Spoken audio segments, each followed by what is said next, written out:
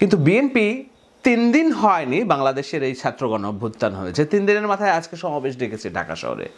কেন সমাবেশ ডেকেছে? দেখানোর জন্য যে তাদের জনসমর্থন আছে। বাংলাদেশের মানুষকে বিএনপিকে প্রশ্ন করেছে যে তোমাদের জনসমর্থন নেই।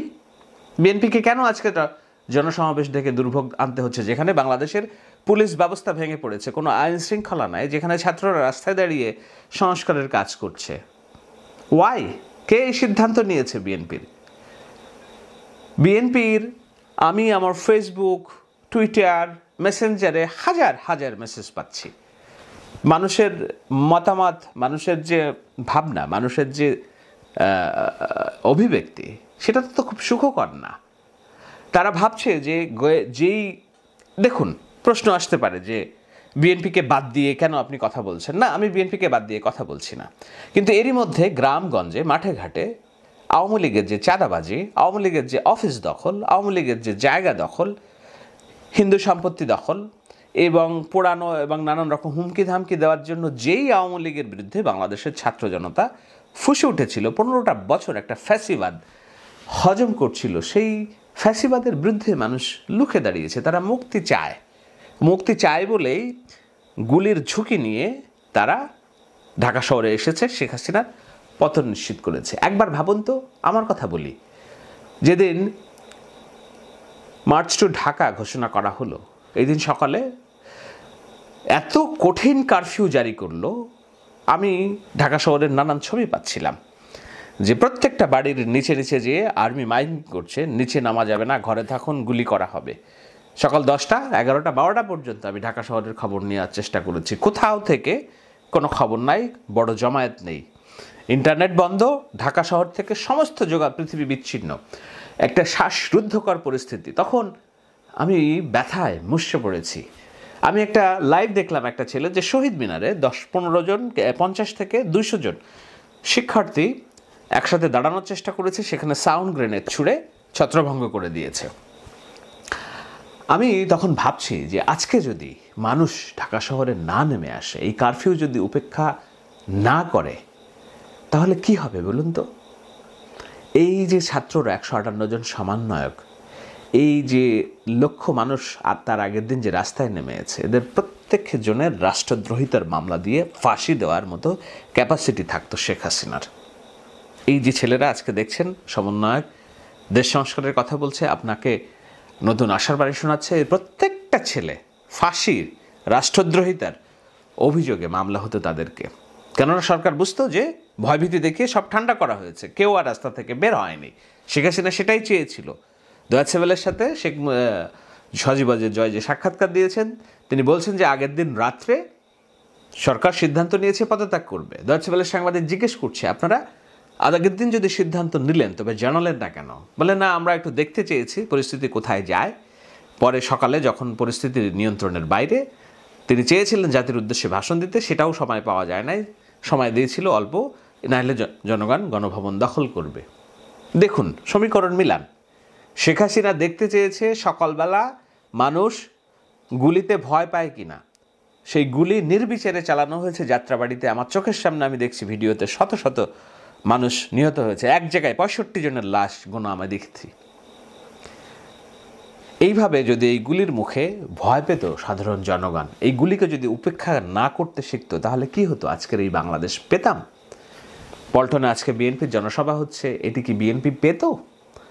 এই যে পাড়ায় পাড়ায়, মহল্লায় মহল্লায় অফিস দখল, নানান রকম জায়গা দখলের হুমকি, প্রতিপক্ষের রাজনীতিবিদকে হুমকি, এগুলিকে দেওয়ার সাহস পেত কিনা বিএনপি? সুযোগ থাকতো কিনা?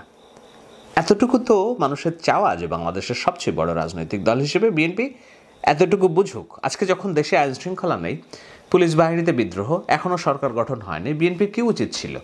উচিত ছিল যে তাদের নেতৃবৃন্দ থেকে স্পষ্ট একটা হেল্প ডেস্ক তৈরি করা, যে পাড়ায় মহল্লায় কিংবা ভিন্ন জায়গায় কোনো বিএনপি কর্মী সমর্থক দ্বারা যদি কেউ নির্যাতনের শিকার হন, তাহলে একটা হটলাইন তৈরি করা, যে এই লাইনে ব্যবস্থা নেন, আমরা শীর্ষ নেতৃবৃন্দ ব্যবস্থা নেব। ইয়েস, এখানে অরাজকতা, এখানে কোনো সিস্টেম নাই, কিন্তু সবাই বিএনপির মধ্যে একটা বড় দল এইটুকু কেন করবে না? কেন জনমানুষের মধ্যে 3 দিনের মধ্যে ভীতি ছড়িয়ে দিবে যে না, ভাবখানা এমন যে শেখ হাসিনার পতন হয়েছে মানে বিএনপি 3 দিন পরে ক্ষমতায় আসবে। এতই কি সহজ বিএনপি 3 দিন পরে ক্ষমতায় আসবে? এখন আমরা শুনছি যে বিএনপি আজ সমাবেশ করছে এই ঘোষণা দেওয়ার জন্য তারা প্রলম্বিত এই যে তত্ত্বাবধায়ক সরকার কিংবা আর্মি এই ডক্টর ইউনূসের সরকার মানবে না। বিএনপি কি চায়? 3 মাসের মধ্যে একটা নির্বাচন হয়ে এই প্রচলিত ব্যবস্থায় তারা আবার ক্ষমতায় আসতে চায়। আজকে আমি একটা খবর দেখলাম, গিয়াসউদ্দিন আল মামুন মুক্ত হয়েছেন। গিয়াসউদ্দিন আল মামুন মজলুম হতে পারে, তার বিরুদ্ধে কোনো অভিযোগ নেই, হতে পারে, কিন্তু তাকে কেন প্রথম দিনেই মুক্ত হতে হবে? আমার নিশ্চিত এই মুক্তির ব্যবস্থা তারেক রহমান আদালতকে বলেন নাই। এটি হলো শেখ হাসিনার ক্যাঙ্গারু আদালত। এই ক্যাঙ্গারু আদালত কোনো আইন বই দেখে কোনো কিছুর রায় দেয় না, এরা রায় দেয় বাতাস দেখে। আজকে দেখছে বাতাস, শেখ হাসিনা নেই, সে রায় দিয়েছে গিয়াসউদ্দিন আল মামুন মুক্ত। এই আদালত ব্যবস্থা দিয়ে আপনি এই দেশের সংস্কার কিভাবে করবেন? এই ক্যাঙ্গারু আদালত ব্যবস্থাকে টিকিয়ে রেখে আপনি কিভাবে এই দেশের গণমানুষের ভাগ্য অধিকার নিশ্চিত করবেন, তা বৈষম্য দূর করবেন? আজকে যারা ক্ষমতায় যাবে এই আদালত ব্যবস্থা তাদের পদলেহন করবে, 100% নিশ্চিত আপনারা লিখে রাখেন। এই আদালত ব্যবস্থার বিলুপ্তি করে নতুন আদালত ব্যবস্থা গঠন ছাড়া আপনি 3 মাসের মধ্যে নির্বাচন দিলে বিএনপি ক্ষমতায় আসবে এবং সেই বিএনপি একই রকম কাজটা করবে যেটা আওয়ামী লীগ করেছে গত 15টা বছর ধরে। এটাই কি আমাদের নিয়তি? এটাই আমাদের ছাত্রদের নিয়তি? তার অর্থ এই যে আমি চাই না বিএনপি ক্ষমতায় আসুক? অবশ্যই আমি চাই বিএনপি ক্ষমতায় আসুক। জনগণ যদি বিএনপিকে ভোট দেয়, জনগণের শাসন যদি আমরা দেখতে চাই, গণতন্ত্র যদি দেখতে চাই, তাহলে তো বিএনপিকেই আসতে হবে ক্ষমতায়। কেননা বিএনপি বাংলাদেশের সবচেয়ে জনপ্রিয় দল, ক্ষমতার বাইরে তারা। কিন্তু বিএনপি কি এই উদারতাটুকু দেখাতে পারল না যে আমরা ছাত্রদের সাথে আছি, যে ছাত্রদের হাত ধরে, রক্তের হাত ধরে বাংলাদেশে গণতন্ত্র আসলো, একটা বিপ্লব হলো, নতুন স্বাধীনতা পেলাম? বিএনপি কি উচিত না এখন ছাত্রদের কাঁধে কাঁধ রেখে দেশ গঠনের ভূমিকা রাখা? ওকে, আমরা আছি তোমাদের সাথে, আমরা আছি তোমাদের সাথে, তোমরা কি করতে চাও দেখি, আমরা সকল রকম সহযোগিতা করব। না করে আজকে মাঠে ঘাটে দখল বাণিজ্য শুরু হয়েছে।